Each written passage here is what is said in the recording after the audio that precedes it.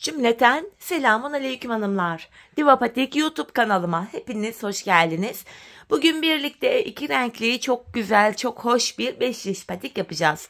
Ben patiğimde siyah ve sarı olmak üzere 2 tane normal patiklik ip kullandım. Şişlerim 3 numara. Modelimi de gösteriyorum. İşte hanımlar, modelimiz bu şekilde. Çok şık, çok güzel, zarif bir patik oldu. Bu modeli Instagram'dan arkadaşım Patik Perisi'nden aldım. Kendisine de model için çok teşekkür ederim. Hanımlar, bu patik benim elimin ölçülerine göre 37, 38 ve 39 numara ayaklar için uyumlu oldu. Hemen patiğimi kenara bırakıyorum. Birlikte başlayalım. Ben patiğimize her zaman olduğu gibi burun kısmından başladım hanımlar. 12 ilmek olarak 12 ilmeğimi atıyorum. Şu birinci ilmeğim, 2, 3, 4, 5, 6, 7, 8, 9, 10, 11 ve bir ilmek daha atıyorum, 12. 12 ilmeğimi attım, geri dönüyorum. Geri döndüğümüzde hanımlar arka yüzdeyiz. Siyahtan çok belli olmuyor ama tek tek anlatacağım sizlere.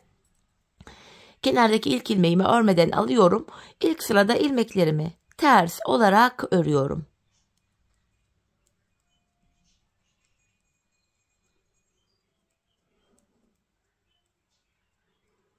Sonuncu ilmeğimi de ters ördüm. Geri dönüyorum, ön yüzdeyiz. Artık bu aşamada tamamen düz örgü uygulaması yapacağız. 5'e de geçeceğiz. Kenar ilmeğini örmeden aldım. İlmeklerimi sayarak sırasıyla düz öreceğim. 2 oldu. 3, 4, 5, 6.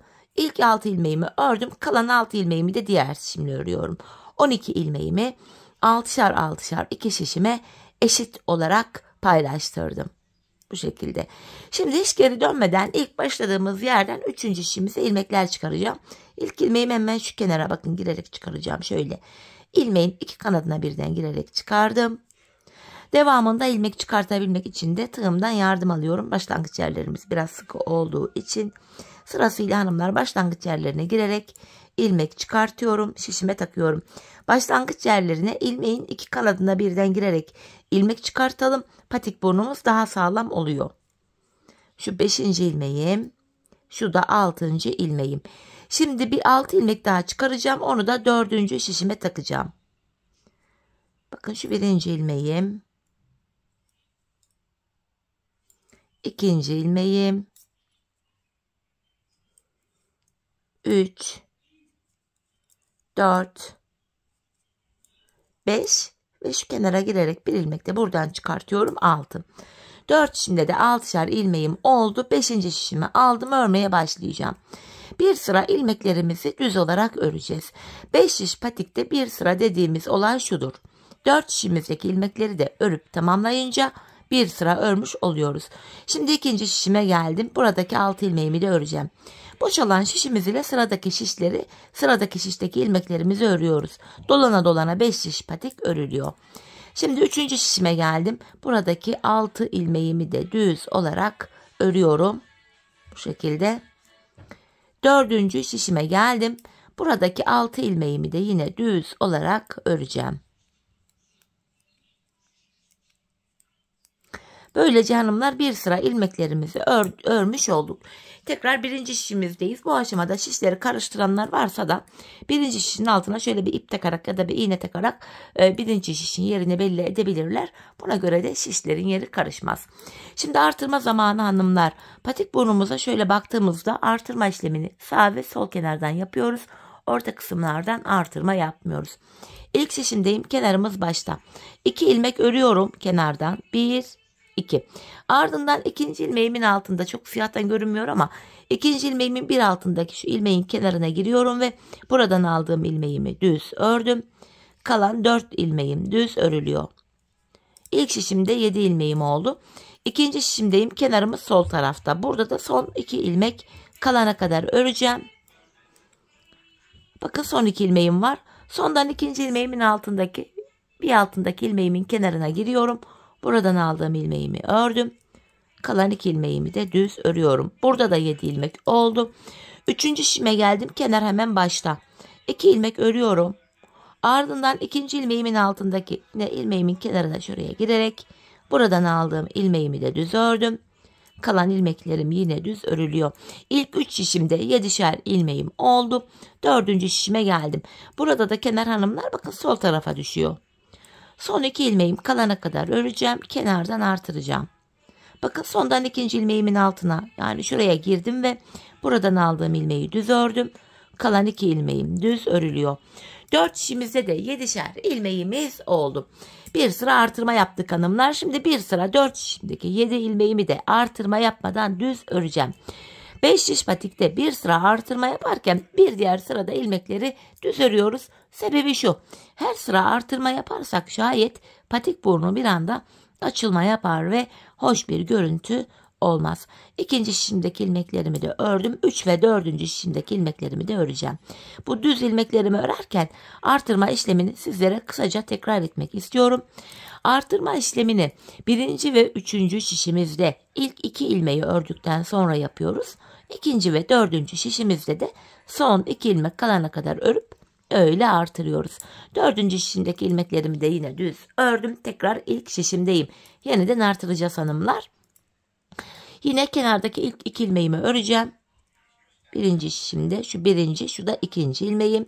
Ardından 2. ilmeğimin altında ben şu ilmeğimin kenarına giriyorum ve buradan aldığımı da düz ördüm. Kalan 5 ilmeğim düz örülüyor. 1. şişimde 8 ilmeğim oldu. 2. şişime geldim. Kenarımız hanımlar sol tarafta. Son 2 ilmeğim kalana kadar örüp kenardan artırmamı yapacağım. Bakın sondan 2. ilmeğimin altına yani şuraya girdim ve buradan aldığım ilmeği düz ördüm. Kalan 2 ilmeğimi de örüyorum. Yine burada da 8 ilmeğim oldu. 3. şişime geldim. Kenar başta. 2 ilmek örüyorum. Ardından 2. ilmeğimin altındaki şu ilmeğimin kenarına girip buradan aldığım ilmeği de düz ördükten sonra kalan 5 ilmeğim de düz örülüyor. İlk 3 şişimde 8'er ilmeğim oldu. 4. ve sonuncu şişimdeyim ve burada kenar solda. Son 2 ilmeğim kalana kadar örüp burada da artırmamı yapacağım. Bakın sondan 2. ilmeğimin altında şuraya giriyorum ve buradan aldığımı da düz ördüm. Kalan 2 ilmeğim düz örülüyor.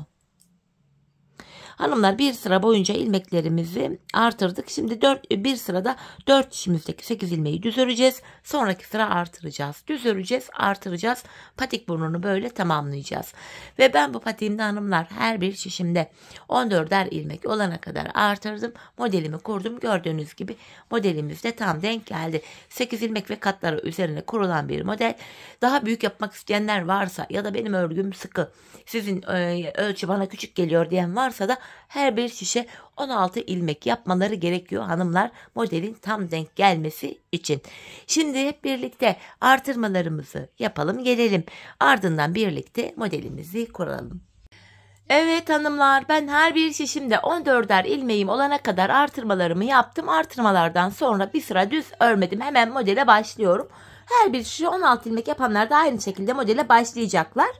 Bu aşamada hanımlar şu modelimiz, bakın 2 farklı model var burada. Bu ilk model 7 sıradan oluşuyor. İkinci model 3 sıradan, toplamda 10 sıradan oluşan şöyle bir modelimiz var. Birlikte başlayalım. Modelimizin ilk sırasındayım hanımlar. Sarı ipim ile başlayacağım. İlk 4 ilmeğimi sarı ipim ile örüyorum. İlk 4 ilmeğim. Şu 1. ilmeğim, 2, 3 ve 4. Sarı ipimin ucunu şurada siyaha düğümleyeceğim, patiğimiz sökülmesin diye. Bu şekilde düğümümü attım. 4 sarıdan sonra hanımlar şuraya bir tane siyah örüyorum. Şimdi 7 sarı bir siyah olacak şekilde ilmeklerimizi öreceğiz. Şu 4. sarım 5, 6, 7. 7 ilmek sarı ördüm, bir tane siyah örüyorum. Tekrardan 7 tane sarı öreceğim. Şu 1. 2. şişten devam ediyorum.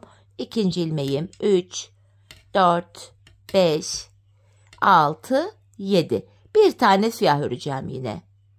Tekrar 7 ilmek sarı. 3, 4, 5, 5 oldu. 6, 7. Bir tane sarı öreceğim. 7 tane sarı ördüm. 3. şişimdeyim. Bir tane siyah. Devam ediyorum. 7 ilmek sarı. 3, 4, 5, 6, 7. bir tane siyah. 7 ilmek sarı örüyorum. 4, 5 oldu. 4. şişimden devam edeceğim. 6, 7. Bir tane sarı, siyah. 7 sarı, 1 siyah.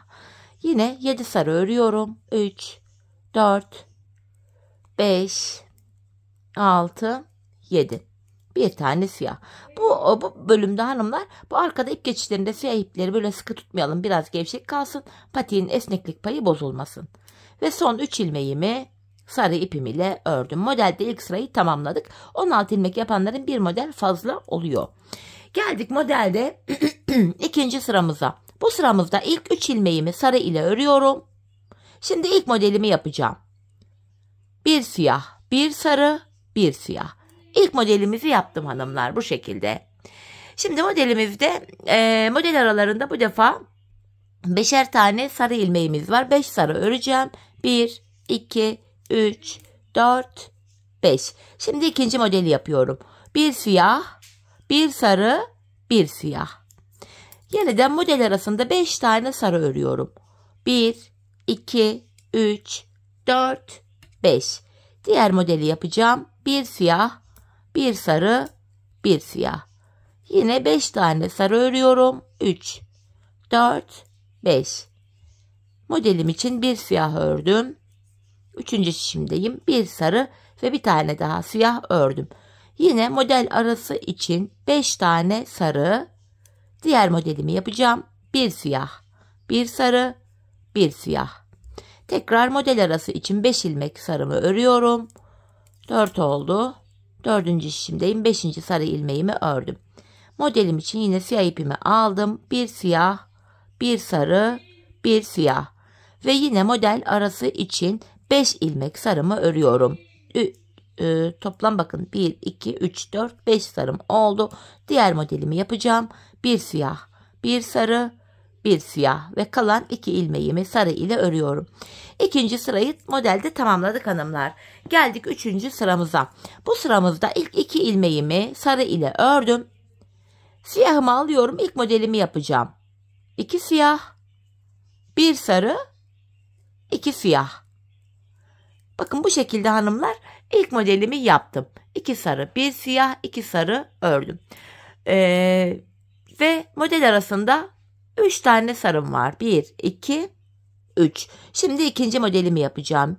Yine 2 siyah, 1 sarı ve 2 tane siyah öreceğim. Birinciyi ördüm. Bakın hanımlar, desenimiz bu şekilde kendini göstermeye başlıyor ördükçe. İkinci şişimdeyim. İkinci siyahımı buraya örüyorum. Yine model arası için 3 tane sarım var. Bir diğer modelimi yapıyorum. 2 siyah, 1 sarı, 2 siyah. Ve tekrar model arası için 3 ilmek sarı.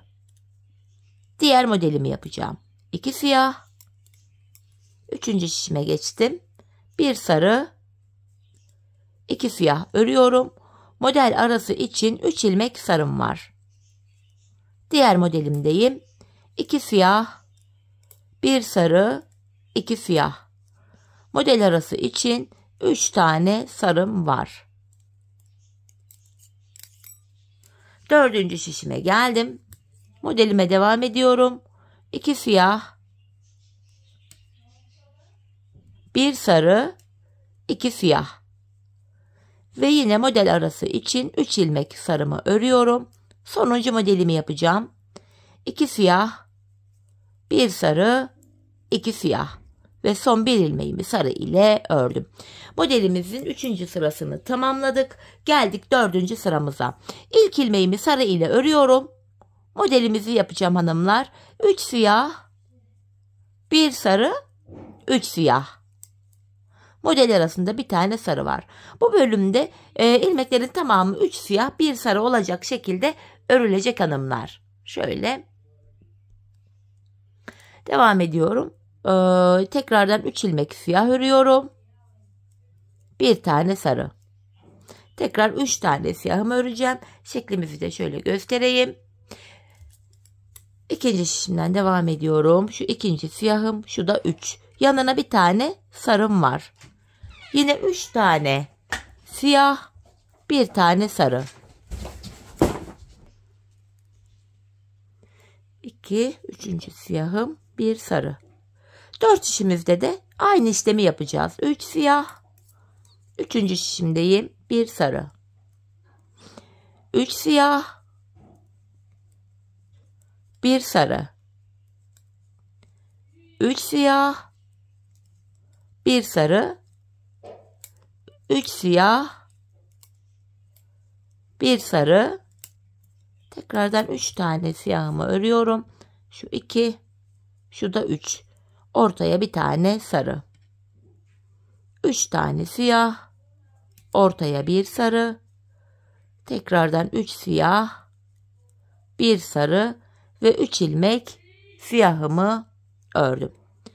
4. sıramızda bu şekilde tamamladık hanımlar. Şimdi geldik modelimizde 5. sıramıza. 5. sıramızda ilk 2 ilmeğimi sarı ile örüyorum. İlk modelimi yapacağım. 2 siyah, 1 sarı, 2 siyah. İlk modelimizi yaptık. Model arasında 3 tane sarım var. 1, 2, 3. Bakın. Şeklimiz şu. Şimdi ikinci modelimizi yapacağız hanımlar. Yine 2 siyah, 1 sarı, 2 siyah. İkinci siyahımı ikinci şişimden alarak şöyle örüyorum. Ve yine model arası için 3 ilmek sarı örüyorum. 1, 2, 3. Diğer modelimi yapacağım. 2 siyah, 1 sarı, 2 siyah. Model arası için hanımlar yine 3 tane sarı örüyorum. 1, 2, 3. Diğer modelimi yapacağım. 2 siyah. Üçüncü şişimdeyim. 1 sarı, 2 siyah. Tekrar model arası için 3 tane sarı. Bir diğer modelime geldim. 2 siyah, 1 sarı, 2 siyah. Model arası için yine 3 tane sarı ilmeğimi örüyorum.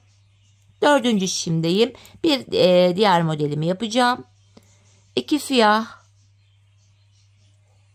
1 sarı, 2 siyah. Yine model arası için 3 tane sarı ördüm. Son modelimi yapacağım.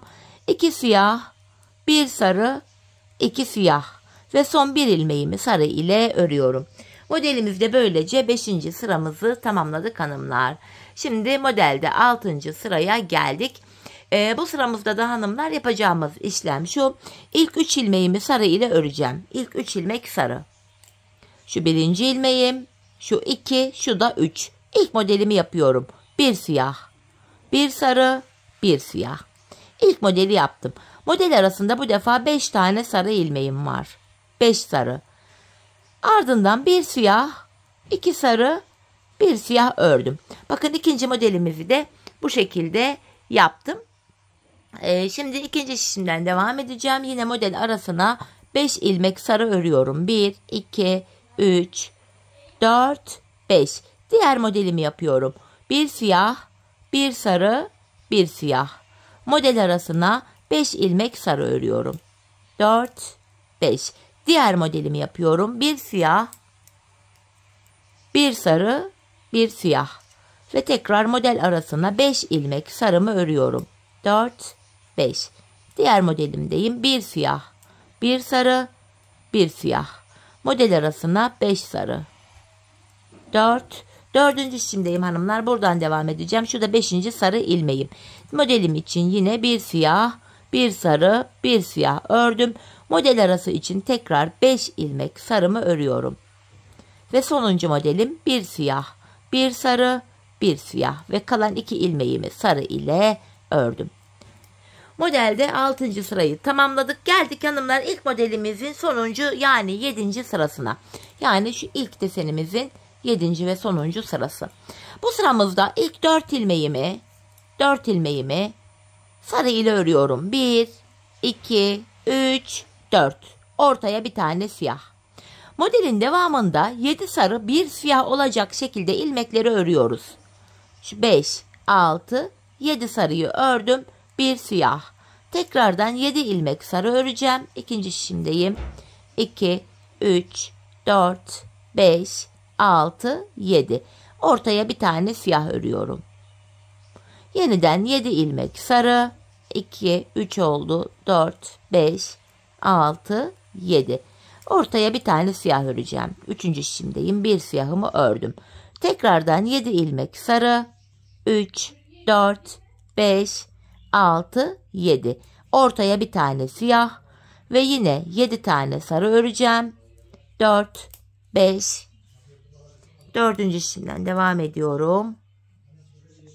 Şu 6. Şu da 7. Ortaya bir tane siyah örüyorum. Devam ediyorum. 7 sarı. 3, 4, 5, 6, 7. Ortaya bir tane siyah ve kalan 3 ilmeğimi sarı ile ördüm. İlk modeli böylece tamamladık hanımlar. 7 sıradan oluşan ilk modelimizi. İkinci modelimiz, yani şu modelimiz 3 sıradan oluşuyor hanımlar. Şimdi ikinci modelin ilk sırasını yapacağız. Bu sıramızda ilk 2 ilmeğimi sarı ile örüyorum. Ardından siyahımı aldım. Bir siyah, bir sarı, bir siyah, bir sarı, bir siyah.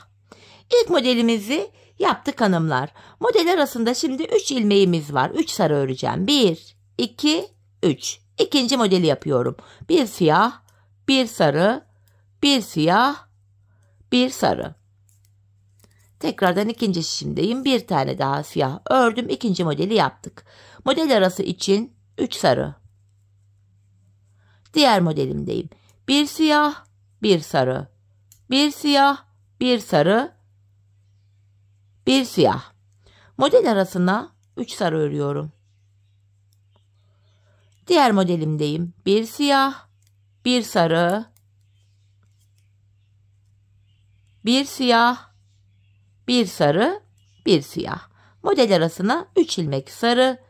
Diğer modeldeyim. Bir siyah, bir sarı, bir siyah, bir sarı, bir siyah. Model arasına 3 tane sarı örüyorum. 4. ve sonuncu şişime geldim. Burada da bir siyah, bir sarı, bir siyah, bir sarı, bir siyah. Model arasına yine 3 tane sarı örüyorum. Son modelimi yapacağım. Bir siyah, bir sarı, bir siyah, bir sarı, bir siyah ve sonuncu ilmeğimi sarı ile ördüm. Bu ikinci modelin ilk sırası böyleydi. Şimdi ikinci modelin ikinci sırasını yapacağız.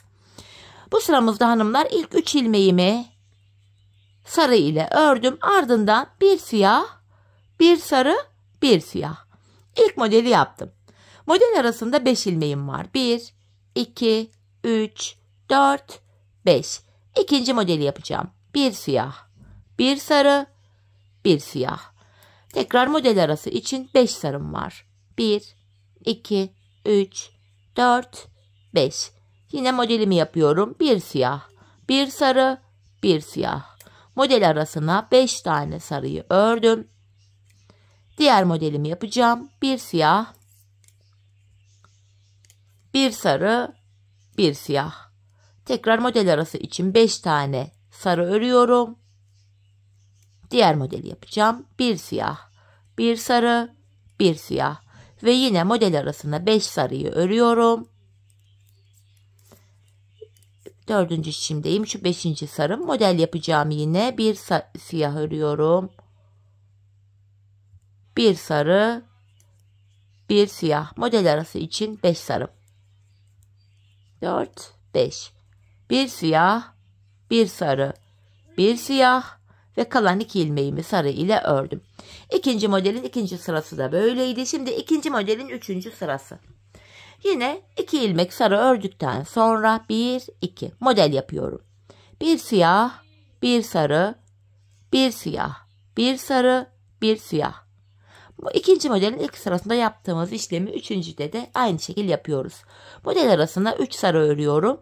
İkinci modeldeyim. Bir siyah, bir sarı, bir siyah, bir sarı. İkinci şişimdeyim. Bir siyah. Model arasına hanımlar 3 tane sarımı ördüm. Tekrar diğer modeldeyim. Bir siyah, bir sarı, bir siyah, bir sarı, bir siyah. Model arasına 3 sarı ördüm. Diğer modeli yapıyorum. Bir siyah, bir sarı. Üçüncü şişimden devam edeceğim.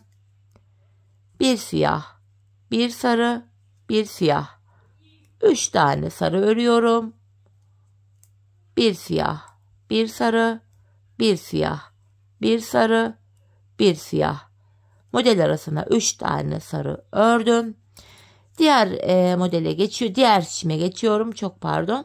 Yine bir siyah, bir sarı, bir siyah, bir sarı, bir siyah. Model arası için 3 sarıyı örüyorum. Sonuncu modelimdeyim. Bir siyah, bir sarı, bir siyah, bir sarı, bir siyah ve sonuncu ilmeğimi de sarı ile ördüm. Böylece 3 sıradan oluşan ikinci modelimizi de örmüş olduk hanımlar. Şimdi yine sil baştan model, ilk modelden başlayacak. Bir tane bir ilk modelden yaparken ikinci de diğer modeli yapıyoruz. Sıra sıra modeller bu şekilde yapılıyor. Şimdi yine ilk modeli hemen geçiyoruz. İlk modeli nasıl yapmıştık? Zaten bütün modellerde hanımlar ilmekleri tek tek söyledim. İlk 4 ilmeği sarı ile örmüştük. 3, 4. Ortada bir tane siyahımız vardı. Modelin devamında 7 sarı, bir siyah olacak şekilde ilmeklerimizi örmüştük. Bakın 7 sarıyı ördüm, bir siyah. Yine 7 sarı, bir siyah diye modelimiz bu şekilde devam edecek. Ardından birinci modelin ikinci, üçüncü, dördüncü, 5, 6, 7 derken ilk modeli bitireceğiz. Bu aşamada modele bakarak yapamayanlar ya da kafası karışanlar videoyu biraz geri alarak ilk modelin sıralamalarını takip ederek bu diğer modeli de yapabilirler. Bu şekilde hanımlar ben bu patiğime toplamda bir tane ilk modelden yaptım. 2 tane ikinci modelden. Üçüncü modelim yine ilk model. Dördüncü modelim yine ikinci model ile aynı. Beşinci modelimde 7 sıradan oluşan bu ilk modelimi yaptım. Ardından tekrar ikinci modelimi kurmadım. Yani toplam model sayısı burada 1, 2, 3, 4, 5. Burada hanımlar dediğim gibi ilk modeli birlikte başlattık. İlk modeli bitirdik. İkinciyi de bitirdik. Üçüncüye başladık. Üçüncü model bitince aradaki 3 sıradan oluşan modeli tekrar edeceğiz. Ardından birinci ve ikinci model ile aynı şekilde üçüncü modeli de yapacağız. Patiğimizi bu bölüme kadar örelim gelelim hanımlar. Ardından bilek bölümünde buluşalım. Evet hanımlar, patiğimin ön bölümünü tamamladım ve geldim. Bu sonuncu desenimi toplam 7 sıradan oluşacak şekilde ördüm. Şimdi sarı ipimizi kullanmayacağız hanımlar. İlmeklerimizi siyah ipimiz ile öreceğiz. Artık sarı ipimizle kesip arkaya düğümleyebiliriz. Çünkü modelin devamında siyah ipimiz ile devam edeceğiz. Bu şekilde ilk şişimdeki ilmeklerimi ördüm. Şimdi 4 şişimizdeki ilmeklerimiz de hanımlar 2 sıra boyunca, yani 4 şişimizi bir kere öreceğiz siyah ipimizle. Sonra bir kere daha öreceğiz, 2 sıra olacak. 2 sıra örüp gelelim. Evet hanımlar, 2 sıra ilmeklerimi siyah ipim ile ördüm geldim. Şimdi birinci şişimdeyim, yine ilk şişimdeyim. Burada bilek ayrımını yapacağız. Burada hanımlar son bir ilmeğim kalana kadar ilmeklerimi öreceğim. Yani 14 ilmeğim vardı. 13'ünü örüyorum. Bakın son bir ilmek kaldı. Buradaki sonuncu ilmeğim ile ikinci şişimdeki ilk ilmeğimi aldım. Bu iki ilmeği birbiriyle şöyle yer değiştiriyorum. Yer değiştirdiğim ilk ilmeğimi ilk şişimle ördüm.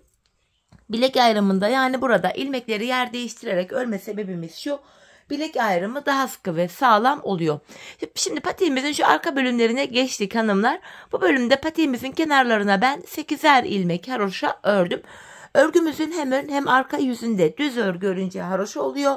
Hem ön hem arka yüzde ters örgü örünce yine haroşa oluyor ve ben her iki yüzde de düz örgü örerek haroşalarımı elde ediyorum. İkinci şişimdeyim hanımlar. Burası kenar bölümü. İlk 8 ilmeğim haroşa düz örüyorum. Bakın 3 oldu. 4, 5, 6, 7, 8. 8 haroşamı ördüm. Diğer ilmeklerimi de şu anda ön yüzdeyim düz olarak örüyorum.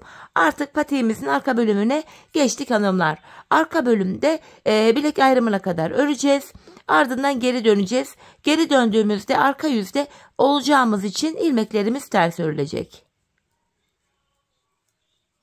Buradaki ilmeklerimi ördüm. Bir diğer şişime geçiyorum. Tabana denk gelen şişimiz yine burası. Buradaki ilmeklerimi de yine düz olarak örüyorum.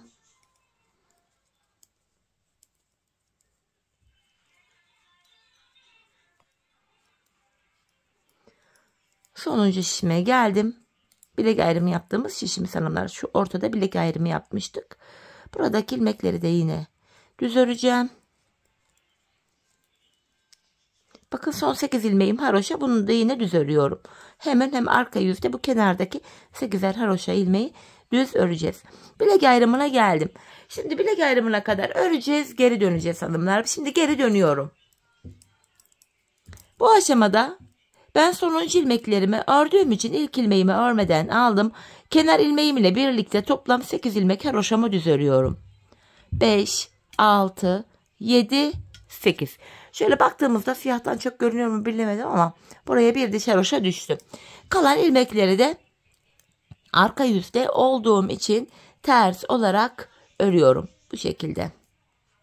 Bir diğer şişime geldim. Burada da yine ilmeklerimi ters örmeye devam ediyorum. Patiğimizin arka bölümünde yapacağımız işlem bu kadar hanımlar. Bilek ayrımına kadar örüyoruz, geri dönüyoruz. Örüyoruz, geri dönüyoruz. Ön yüzdeysek eğer düz örgü, arka yüzdeysek de şu anda yaptığımız gibi ters örgü uygulaması yapıyoruz. Sadece kenarlardaki 8'er ilmek haroşamızı haroşa olarak örüyoruz. Patiğimizin arka bölüm bundan ibaret. Evet, son şişime geldim. Bilek ayrımı yaptığımız şişimiz. Burada da yine ilmekleri ters örüyorum. Son 8 ilmeğim haroşa, onları düz öreceğim. Bakın son 8 ilmeğim kaldı burada. Haroşalarımı yine düz örgü örerek yapıyorum. Yine bilek ayrımına geldik hanımlar. Tekrar geri dönüyorum. Yapacağımız işlem bu. Tekrardan ön yüzdeyim. Kenar ilmeğini aldım. Kenar ilmeğiyle birlikte toplam 8 ilmek haroşam yine düz olacak. Devamındaki ilmekleri de ön yüzde olduğum için düz örmeye devam edeceğim. Patiğimizin arkasını bu şekilde tamamlayacağız hanımlar. Şöyle baktığımızda şu kenarlarımızda hanımlar birer diş haroşamız oluştu. Buralarda. Ben bu patiğimin şu arka bölümüne toplamda 15 diş, yani 15 sıra haroşa ördüm. Bu benim ölçüme göre tam oldu. Bu aşamada sizler şu şekilde ölçü alabilirsiniz. Arka bölümü bir miktar ördükten sonra patiğinizi ayağınıza giyin hanımlar. Ayağınıza bir giyin, ölçün, deneyin.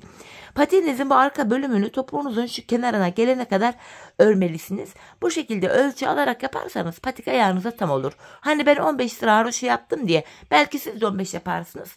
Belki sizinki daha küçük olur. Belki daha büyük olur. Bu tamamen ölçülere göre değişiklik gösterebilir. Çünkü herkesin elinin örgüsünün sıkılığı, gevşekliği, kullandığı ipin inceliği, kalınlığı, keza şişinin numarası hepsi patiğin boyutunu etkiler. Buna nazaran mutlaka ayağınıza ölçün. Şimdi hep birlikte patiğimizin arka bölümünü ölçülerimize göre, kendi ayak ölçülerimize göre örelim, gelelim. Ardından topuğumuzu keseceğiz. Evet hanımlar, ben patiğimin arka bölümünü ördüm, geldim. Bu aşamada burada 15 sıra haroşam oldu.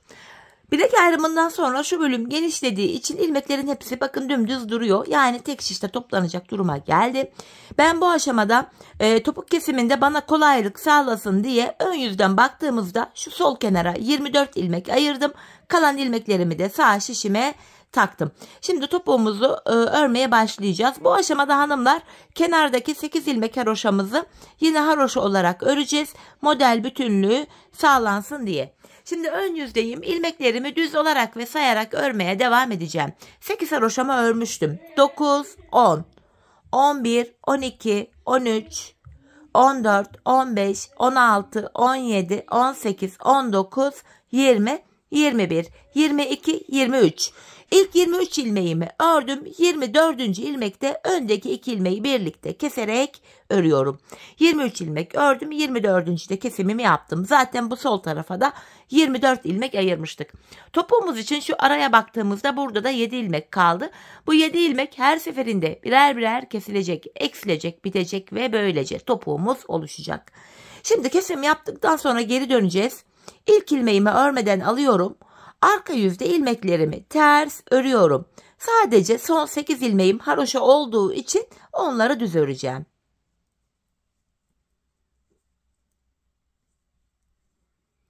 Son 8 ilmeğime geldim. Haroşalarımı düz olarak örüyorum hanımlar. Tekrar geri döndüm. Ön yüzdeyim. Bir önceki sırada yaptığım işlemin aynısını yapacağım. Yani ilk 23 ilmeğimi öreceğim. 24. ilmekte kesimimi yapacağım. 8 haroşamı ördüm. Sayarak gidiyorum. 9, 10, 11, 12, 13, 14, 15, 16, 17, 18, 19, 20, 21, 22, 23 ilmek ördüm. 24. de öndeki 2 ilmeği birlikte kesiyorum. İkinci kesimi de yaptık. Bir önceki sırada arada 7 ilmek vardı. Şimdi baktığımızda 6 ilmek kaldı. Kesim yaptık hanımlar. Geri döneceğiz. Arka yüzde ilmekleri öreceğiz. Ön yüzde yine 23 örüp 24'te kesimi yapacağız. Biz bu kesme işlemine aradaki 6 ilmek bitene kadar devam edeceğiz. Şimdi hep birlikte patiğimizin topuğunu sizlere tarif ettiğim gibi bu 6 ilmek bitene kadar keselim gelelim. Evet hanımlar, aradaki ilmeklerin bitene kadar topuğumu ördüm geldim. İlk başta sol tarafa 24 ilmek ayırmıştım. Kesimlerden sonra sağ şişimde de 24 ilmeğim kaldı. Yani her iki şişimizdeki ilmek sayıları da birbirine eşit. Bu aşamada patiğimin düz tarafı içeride, ters tarafı da dışarıda olacak şekilde ikiye katladım. Ben tığ ile kolay kesim yapabildiğim için tığımı aldım. İlk kesimim şöyle. Benden taraftaki şişten bir ilmek, ikinciden de bir ilmek aldım. İkisini topluyorum. Diğer kesimlerim de şöyle oluyor. Benden taraftaki şişten bir ilmek, ikinciden de bir ilmek aldım. İkinci ilmeğimi ilkinin içinden geçirdim. Tığımdaki ilmekleri topluyorum. Benden taraftaki şişten bir ilmek, ikinciden de bir ilmek aldım. İkinci ilmeği ilkinin içinden geçirdim. Tığımdaki ilmeklerimi topluyorum. Karşılıklı olarak şişlerimizden birer tane ilmek alıyoruz ve ikinci şişimizden aldığımız ilmeği ilk şişten aldığımız ilmeğin içinden geçiriyoruz. Tığımızdaki ilmekleri topluyoruz. Gizli kesim olduğu için hanımlar patiğin ön yüzünde izi bile belli olmuyor. Her iki patiğimizin topuğu da aynı yöne, aynı şekilde kesiliyor. Kalan ilmekleri de aynı şekilde keselim gelelim. Evet, ilmeklerimi kestim. Şişlerimde son birer ilmeğim kaldı hanımlar. Bu aşamada önce benden taraftaki ilmeğimi, sonra diğer şişimdeki ilmeğimi tığıma aldım. Tığımda 3 ilmeğim var. Üçünü birden topluyorum. 2 tane de sıkı bir zincir çektim. İpimi kesiyorum. Hemen ipimizin ucunu gizleyeceğim. Bu şekilde.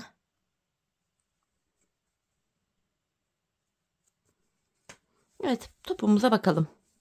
Evet hanımlar, topuğumuz şöyle.